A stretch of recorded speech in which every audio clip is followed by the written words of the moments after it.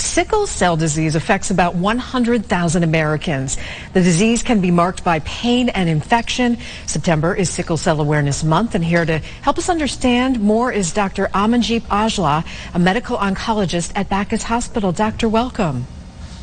Hi, good afternoon. Thank you for having me today here. Thank you for being here. So what exactly is sickle cell disease? So sickle cell disease is a disease of red cells. These cells, they have a normal shape of disc or frisbee and really flexible, which helps them cross through the blood vessels and provide oxygen to different parts of the body with the help of a protein called hemoglobin. In sickle cell disease, this protein becomes dysfunctional, becomes really sticky, and it makes long rods inside these cells, which changes their shape into a C shape or sickle shape. That's called sickle cell disease.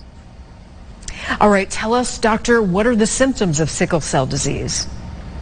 So any kind of stressor events like infection, dehydration, or even changes in the weather could increase the amount of this abnormal hemoglobin and sickle cells in the blood. And because these cells are really sticky, they can block the blood vessels and disrupt the blood supply and oxygen supply to different parts of the body. So the individuals during these episodes could experience pain or infections, stroke, or difficulty breathing, and ulcers too. Okay. Tell us how sickle cell disease is diagnosed. So it is diagnosed using a blood test to determine the level of abnormal hemoglobin in the blood. All right. Who is at risk for getting sickle cell disease? So it is a hereditary disorder, and in order to develop sickle cell disease, an individual needs to inherit 2 abnormal copies of the hemoglobin gene from each parent. And if one inherits 1 abnormal copy and the other is normal, they have what we call sickle cell trait, and usually it does not cause much of these symptoms. All right. So, doctor, tell us, what are the latest treatments available? So with the sickle cell disease, the only cure that we have at the moment is stem cell transplant. But we have a variety of treatment options which we utilize to prevent the complications, to minimize the complications, and manage the complications that come from sickle cell disease and its effect on the blood vessels.